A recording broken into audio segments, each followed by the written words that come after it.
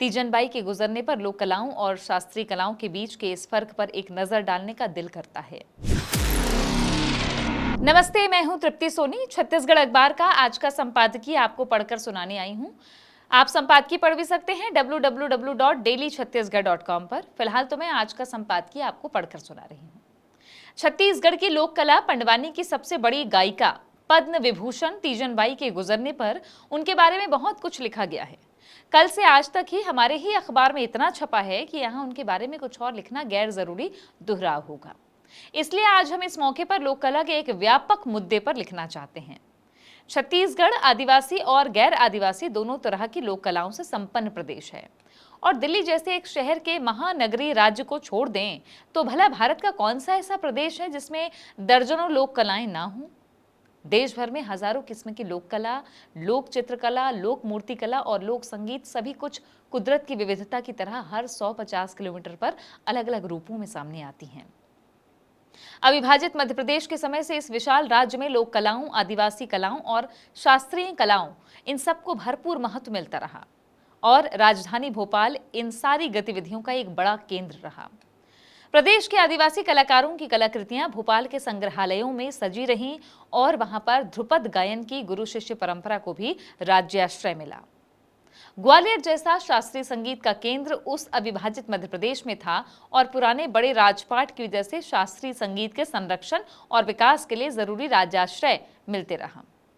दूसरी तरफ लोक कलाओं के लिए राज्याश्रय कुछ काम का जरूर हो सकता है, लेकिन उसके बिना भी लोक कलाएं जिंदा रहना जानती हैं, क्योंकि वे दरबारी कुलीनता वाली शास्त्रीय कलाओं के लिए जरूरी कड़े नियमों से मुक्त रहती हैं, और वे आम लोगों की जिंदगी में पली बढ़ी रहती हैं। इसलिए बिना राज्याश्रय भी लोक कलाएं जिंदा रह लेती हैं।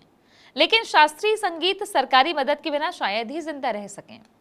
लोक कलाओं को तो आम लोगों की जिंदगी में किसी त्योहार के मौके पर भागीदारी से मिले बढ़ावे से भी जिंदा रहना आता है, लेकिन भारी अनुशासन से बंधी हुई शास्त्रीय कलाओं का आम जनता से कुछ लेना देना नहीं रहता, और न ही शास्त्रीय कलाएं लोगों के सुख दुख में उनके दरवाजे जाकर लोक कलाओं की तरह नाच गा सकती, और न ही अपना पेट भर सकती।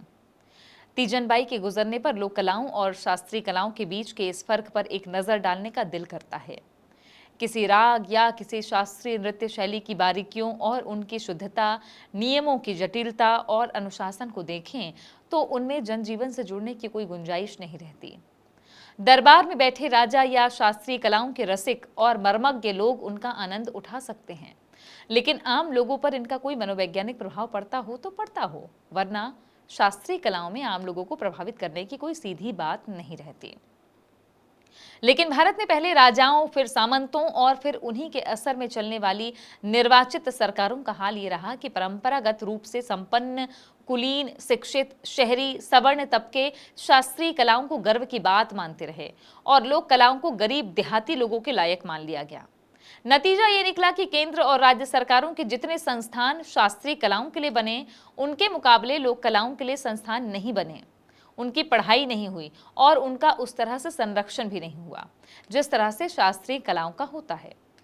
लोक कलाओं के साथ एक दूसरी दिक्कत ये भी हो गई कि उन्हें उग्र क्षेत्रवाद से भी कहीं कहीं पर जोड़ दिया गया।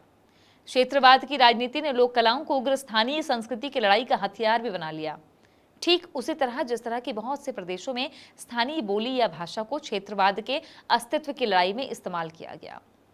दूसरी तरफ लोक कलाओं को बदलते वक्त की टेक्नोलॉजी का नुकसान उसी तरह झेलना पड़ा जिस तरह की शास्त्रीय कलाओं को भी।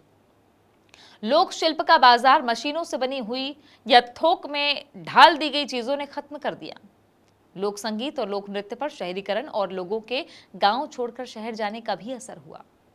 गांवों की आबादी घटती चली गई, वहां पर कैसेट प्लेयर और लाउड स्पीकर हर चाय पान ठेलों पर आ गए, और धीरे धीरे टीवी ने पहुंचकर लोगों की स्थानीय मनोरंजन की लोक कलाओं की जरूरत को भी खत्म कर दिया।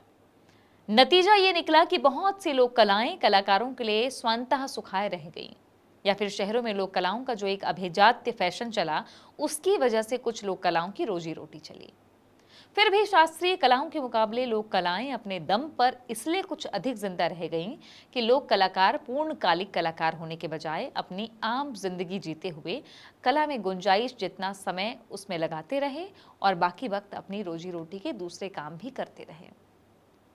अब अगर देश, काल और परिस्थितियों की बात करें तो लोक कला जमीन, जीवन और जनता के मुद्दों से जुड़ी रही। लोक कलाओं में राजनीतिक चेतना की गुंजाइश रही, क्योंकि ये कलाकार जनता के जीवन से उसी तरह जुड़े हुए थे जिस तरह शास्त्रीय कलाकार एक वक्त के राज दरबारों और आज के सरकारी दरबारों से जुड़े हुए हैं। ये फर्क राजा और प्रजा किस्म का फर्क था। लोकगीतों में हर दौर की सामाजिक चुनौतियों की झलक कहीं कहीं दिख सकती है। शास्त्रीय कलाओं में उसकी कोई जगह नहीं है। जिस वक्त पनघट को प्रदूषण खत्म कर देता है, उस वक्त भी शास्त्रीय गायक को पनघट पर छेड़कर चले जाने वाले नंदलाल को दिया जा रहा उलाहना ही सूझेगा। दरअसल हर कला अपने पारखी और अपने ग्राहक तबकों का ख्याल रखती है। लोकगीतों में महंगाई, डायन खाए जात है सुनाई पड़ सकता है। किसी शास्त्रीय कला में महंगाई शब्द की जगह नहीं है। वो जिस राज्याश्रय में पलती है उसे महंगाई सताती भी नहीं है। पहले दरबारी गायक हुआ करते थे जो राजाओं के निजी मनोरंजन को समर्पित रहते थे। फिर लोकतांत्रिक निर्वाचित सरकारों ने भी ध्रुपद केंद्र सरीखे शास्त्रीय कला के आश्रय बना दिए। इन दोनों किस्म की कलाओं के और भी बहुत से पहलू हैं। आज के यहाँ के अखबारी 2 कॉलम इस पूरी चर्चा के लिए काफी नहीं हो सकते। तीजन बाई के बहाने ये चर्चा आगे जरूर बढ़नी चाहिए। लोक कलाएं जिस तरह जनता से जुड़ी हुई, लचीली, आजाद, बेफिक्र, अराजक और लोकतांत्रिक चेतना से संपन्न हो सकती हैं, वो देखना अद्भुत है। ये बात सिर्फ हिंदुस्तान की नहीं है। लोक कलाएं फोक म्यूजिक, ट्राइबल म्यूजिक जैसे अनेक नामों से दुनिया की अलग अलग संस्कृतियों में प्रचलन में हैं और लोक जीवन से जुड़ी हुई भी हैं। पश्चिम में भी western classical music, symphony, orchestra जैसे कई शब्द जनता से कटे हुए रहते हैं। और जैसे जैसे शहरीकरण बढ़ते चलता है, दुनिया के किसी भी हिस्से में लोक जीवन के हर पहलू मार खाते हैं, जिनमें लोक कलाएं सबसे पहले मार खाती हैं, क्योंकि जमीन से जुड़ी, जमीन पर जीती जनता की भूख और संघर्ष भरी जिंदगी में लोक कलाओं की प्राथमिकता दिन भर का रोजगार पूरा हो जाने के बाद, पेट भर जाने के बाद ही आती है। इस तरह लोक कला और शास्त्रीय कला अपने अपने वर्गों की जरूरत और चरित्र के मुताबिक ढली हुई हैं। इन दोनों के प्रति आज के निर्वाचित राजाओं का रुख अब उनकी निजी पसंद से भी तय नहीं होता। अब ये सब कुछ चुनावी मुद्दाकरण की संभावनाओं से तय होता है। इस चर्चा को कुछ और बढ़ा कर देखिए। तो ये था आज का हमारा संपादकीय। आप खबरों से अपडेट रह सकते हैं www.dailychhattisgarh.com पर।